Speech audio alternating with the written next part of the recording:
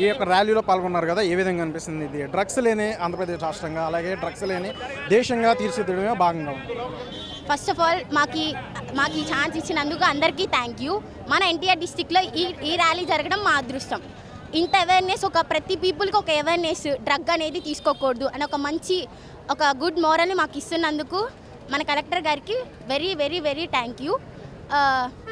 ఇప్పుడు మేము ర్యాలీ చేసాము మా ఇందిరాగాంధీ పార్క్ నుంచి ఆల్మోస్ట్ ఇక్కడ దాకా చేసాము. మేము అరిచిన ప్రతి అరుపులో say no to drugs, save life. ప్రతి మాటలో నో టు డ్రగ్, మీ ప్రాణాన్ని మీరే కాపాడుకోండి. ఒక చిన్న మత్తు పదార్థం కోసం మీ లైఫ్ని మీరు రిస్క్ చేయకండి. So mom says no to drug.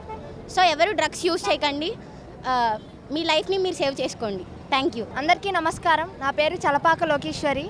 నేను నలంద డిగ్రీ కాలేజ్ 17 బెటాలియన్ కెడెట్గా మాట్లాడుతున్నాను. ఈ డ్రగ్స్ ఫ్రీ క్యాంప్లో నేను పార్టిసిపేట్ చేసినందుకు చాలా సంతోషంగా ఫీల్ అవుతున్నా.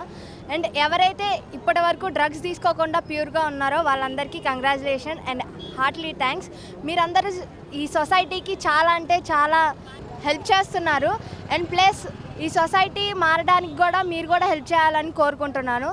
అండ్ ఈ క్యాంపును నిర్వహించిన కలెక్టర్ గారికి, ఎమ్మెల్యే గారికి అండ్ నాకు ఈ అర్హతనిచ్చిన నలంద డిగ్రీ కాలేజ్కి చాలా థ్యాంక్స్. స్కూల్స్ అంటే కాలేజీలు కాదు, స్కూల్ సిలబస్లో కూడా డ్రగ్స్ వినియోగం ఎక్కువ కూడా పెరిగిందంటూ కూడా చెప్తున్నారు. సో వారికి ఏం చెప్పదలుచుకున్నారు?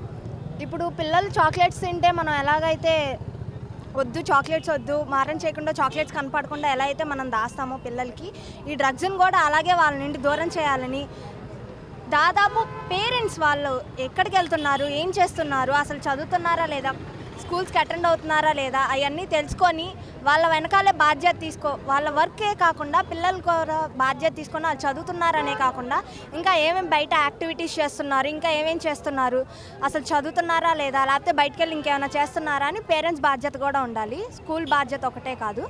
సో అది కూడా చూసుకోవాలని కోరుకుంటున్నాను.